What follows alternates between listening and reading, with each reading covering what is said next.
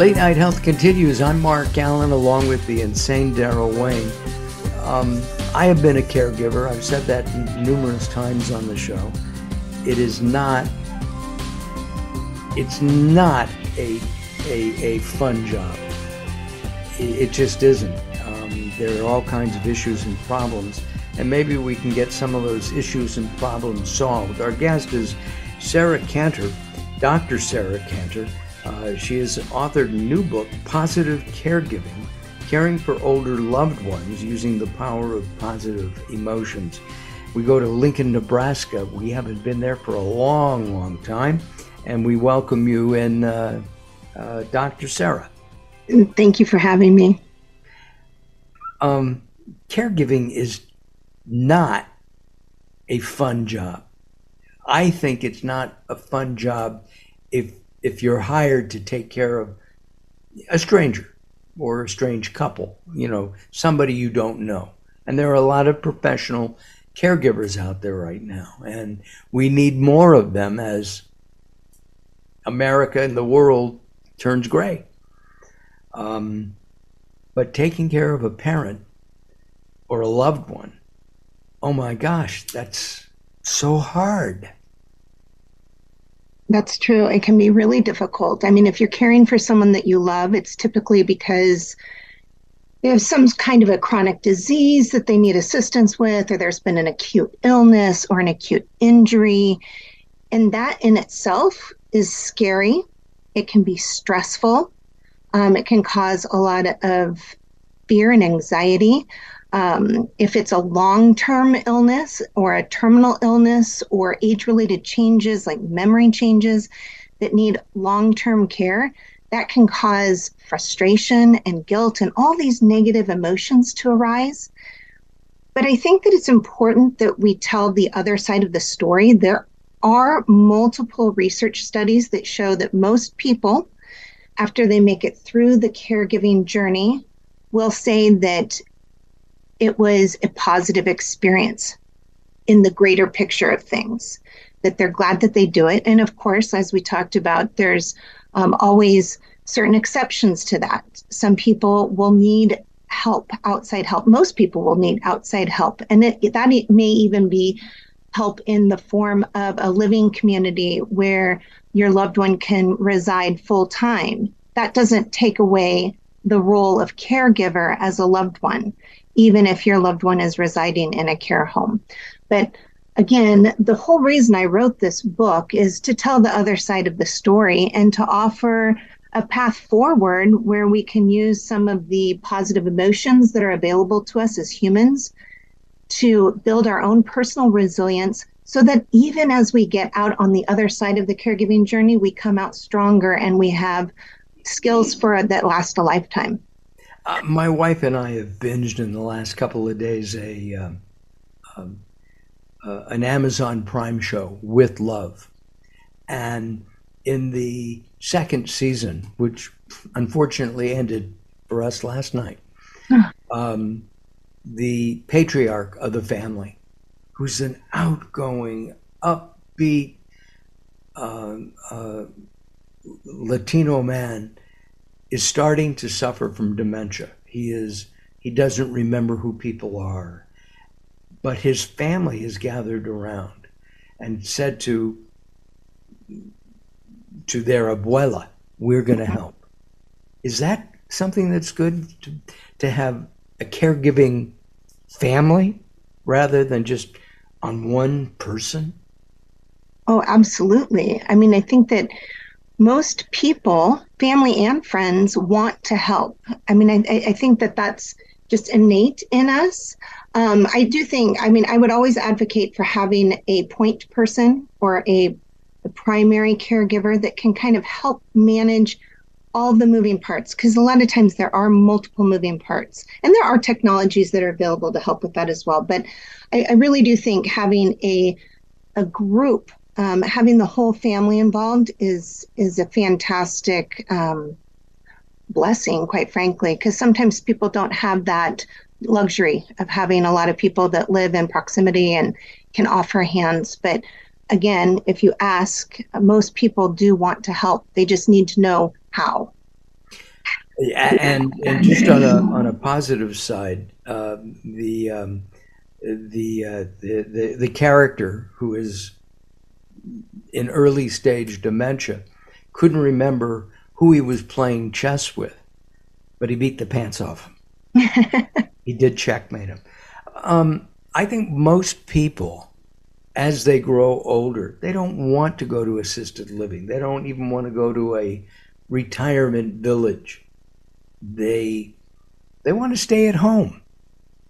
That's what all of the research says. And I think that just anecdotally, like talking to anyone that I've talked to in my research studies, et cetera, that's the overwhelming. There are benefits to some people that maybe widows, et cetera, that find community in independent living or in assisted living if they need it.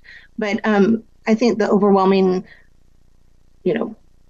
opinion of most Americans is that they want to stay in their own home or in their own communities where they reside.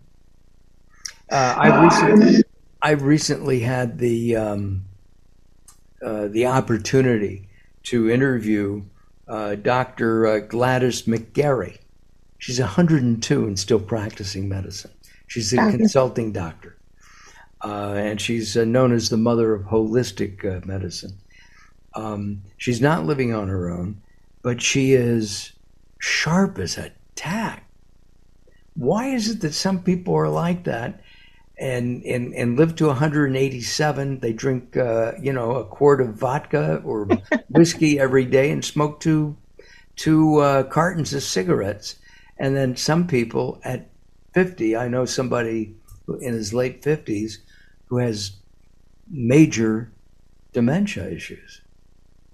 Yeah, I think that's continues to be a great not only mystery, but argument or discussion topic amongst all geriatricians and gerontologists. But I think it helps to think about, as humans, we are multifaceted. We're not just our biology, right? We're our psychology, we're our emotions, we are our social surroundings.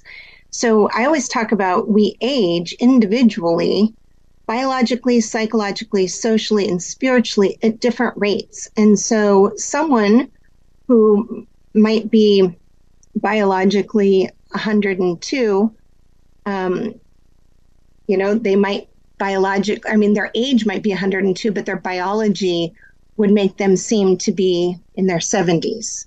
Whereas someone in their 50s, their biology or their physical capabilities might be more like a 95-year-old. But I think that it's important to recognize that every individual ages differently.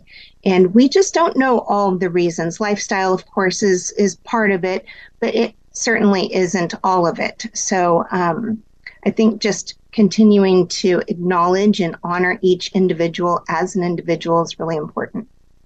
Our guest is Dr. Sarah Kanter, Ph.D. Are you a gerontologist? You're a psychologist? That's correct. I'm a gerontologist. A gerontologist. Briefly, and I hope we have the time for this answer, why did you decide to work with old people? Well, I don't typically say it's working with old people. I like to look at it as gerontology is the study of life. So it's looking at how do we change, again, biologically, psychologically, socially, and spiritually as we get older. Got it. But what's the average age of your patients? Again, going back to the individual perspective, it's typically now it's trending more in the 80s and 90s.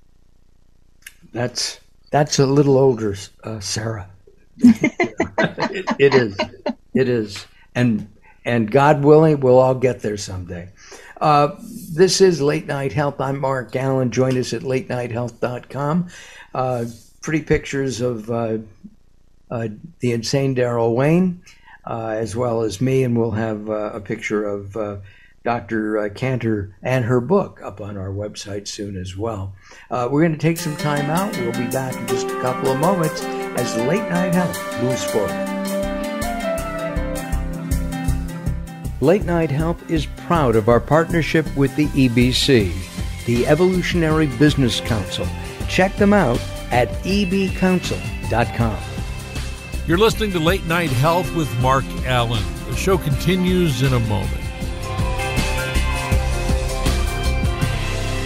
Recently, I met Jacqueline from Bright here in Los Angeles. She gave me a hearing exam and then showed me how to hear again with the new Signia Pure Series hearing aids, and she can give you your life back too. I hear birds chirping, birds cooing, and even my wife. They easily connect to my smartphone. The Signia hearing aids are amazing, and with the charge and go, I don't have to fiddle with batteries and hear all day long.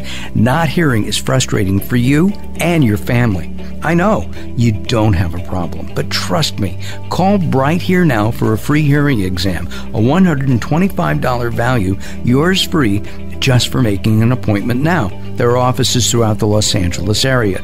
Call Bright Here now at 323-424-7100. That's 323-424-7100 for a free hearing exam. There's no obligation. Call now, 323-424-7100, or visit them on the web at brighthere.com. If you're listening to Late Night Health right now, you're part of the growing target of baby boomers we're serving. Hi, I'm Daryl Wayne, producer of Late Night Health, inviting you to join the Late Night Health family. If you have any business targeting the growing boomer market, Late Night Health is the ideal advertising vehicle for you. From vitamins to insurance, alternative health to Western-style medicine, Late Night Health caters to the growing population of those over 40 years old. This vibrant demographic has expendable income to fight aging, purchase travel, take care of aging parents, or just have fun. Find out about the advertising opportunities with Late Night Health. Call us at 805-391-0308. That's 805-391-0308, or email us at info@latenighthealth.com. That's info@latenighthealth.com. Join Late Night Health as we empower people to take charge of their own health care. Call now at 805-391-0308. That's 805-391-0308. Sometimes it's not what you say, it's how you say it. Words are a critical aspect of success. How you get your point across is a crucial part of what makes anything sell. So do it right and hire a writer. Whether it's articles, blog posts, technical writings, website content, product descriptions, or ghostwriting anything from a novel to a nonfiction book about your navel, contact Servet Hassan. If you want it to sell, write it right. Email Servet at servet@servethassan.com.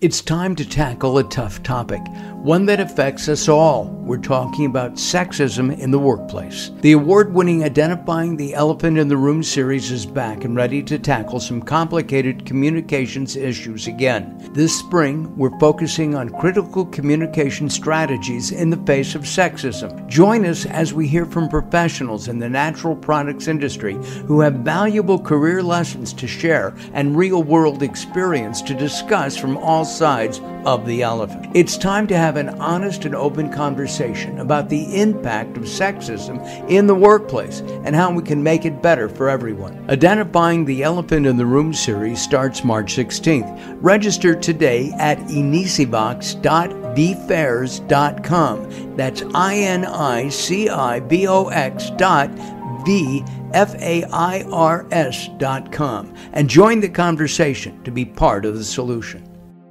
I'm Mark Alyn, along with the insane Daryl Wayne.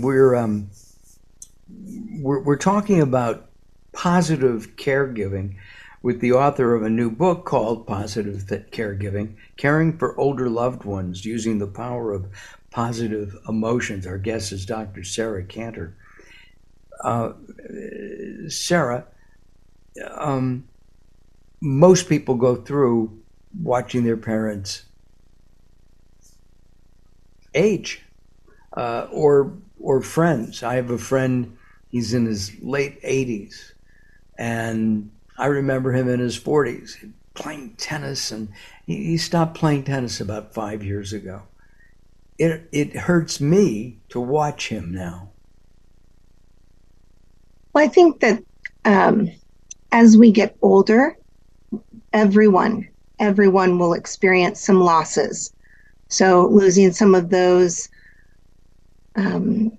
playing tennis or other hobbies might become more difficult. But I think it's important, and this is part of the message of the book, is how do we continue to move forward and live a significant and engaging and meaningful life, even amidst those losses?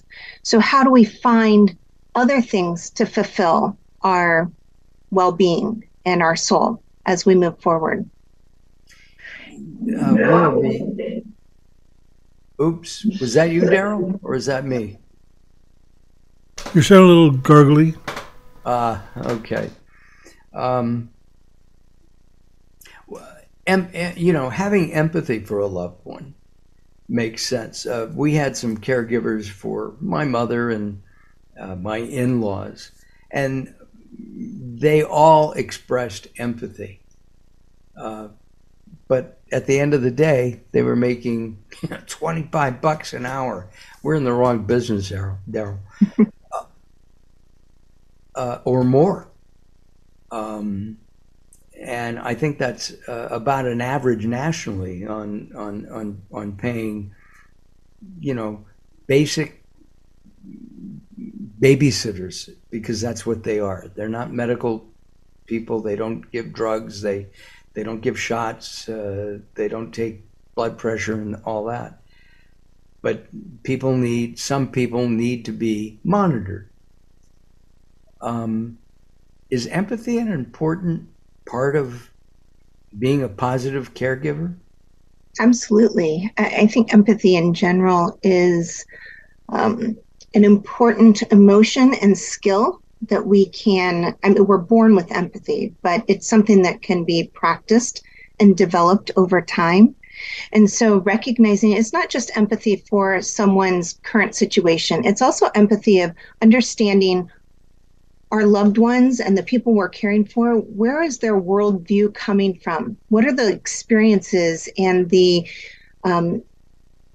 interactions that they've had throughout their life that has created their own worldview? And how do we honor that and support them based on their own life experience? And so empathy is all part of that equation. And at the same time, is it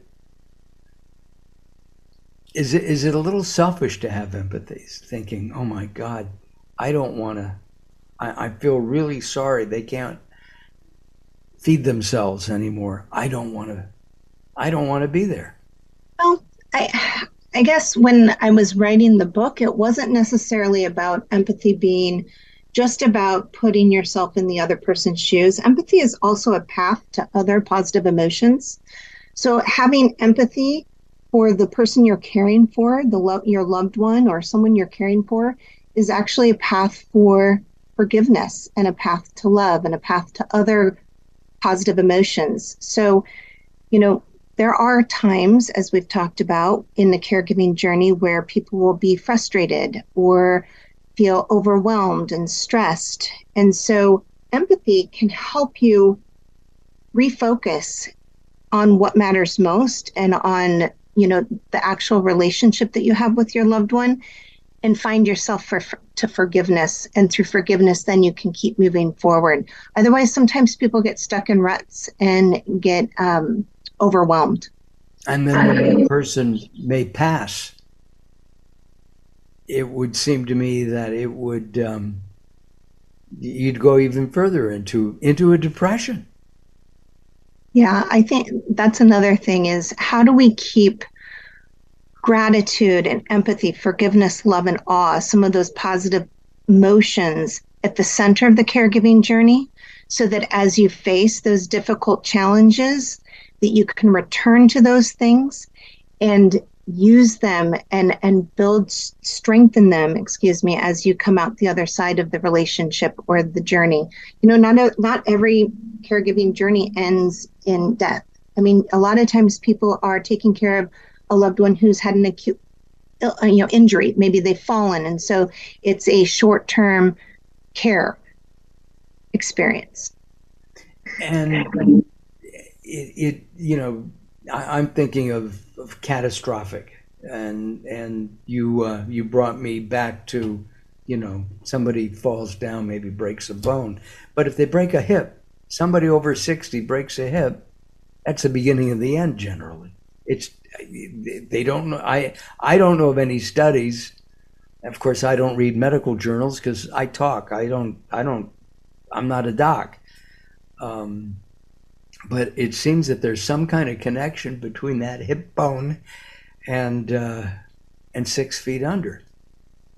Well, there have been some studies there. I haven't read anything recently, but when I was in school, of course, there are some studies that relate hip fracture to ongoing challenges, but it's not for everyone. And I think that's the important message as well, is that maybe that is for a percentage of people, but there's a large percentage of people that it isn't the end.